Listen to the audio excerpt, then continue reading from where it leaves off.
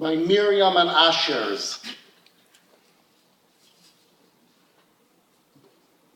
Not one, many. And the reason I'm saying that is, if we look around in this room, first of all, Miriam and Asher, look around in this room, look how many people you touched, how many people you inspired. That passion cannot stop here. The shlichut is starting when you're getting on the plane back. Each and every one of these families and their children are becoming part of your family. That's the beauty of shlichut. That's the beauty of commitment of shlichut. As a child of Olim, many times I tell my parents, you took away from me that opportunity of the excitement, of the commitment to Hashem with the act of Aliyah. You did it for me. And I still remember my mother looking back at me and saying, I made Aliyah from Chicago because of Bnei Akiva, because of the Shlichim that had an impact on me. Go be a Shaliach one day. That will be your act of Aliyah. And I believe that that's what Miriam and Asher followed and did. I want to leave you with one thought. 1950, Rav Soloveitchik is speaking to the community in America. Yiddishkeit is almost dead. And he uses a metaphor from the Gemara, one of the stories, one of the dreams that seemed to be a little off, of Rabbi Bar Chana. He describes that he's in the ocean in a small boat for a long journey. And everybody's getting seasick. And after a little while, they see a little piece of land, so everybody jumps off on that land, and the first thing they do, they light a fire. They couldn't do that in the ocean. And what they didn't realize, says Rabbi Bar Chana, that it wasn't actually land. It was a whale.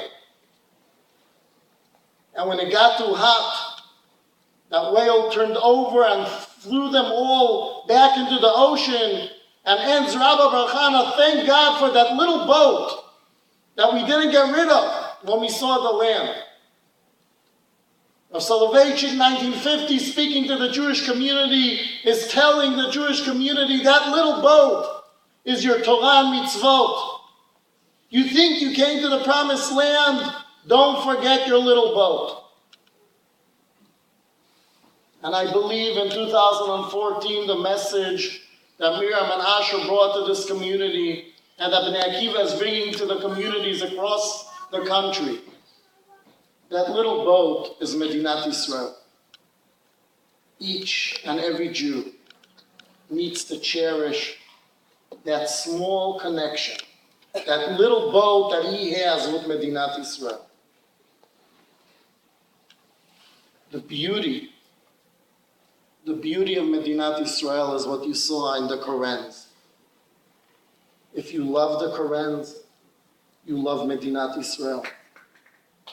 En Torah ke Torah Eretz Yisrael is when you look at the blossoming people that Medinat Yisrael brings us.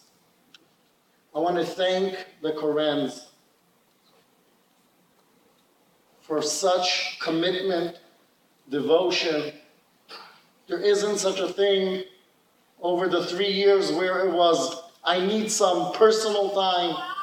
There was no such thing.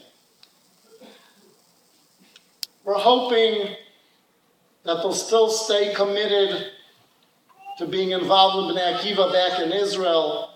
Rabbi Seif is working hard on that. So far it's not sealed yet, but I'm sure we're going to get that done sooner than later.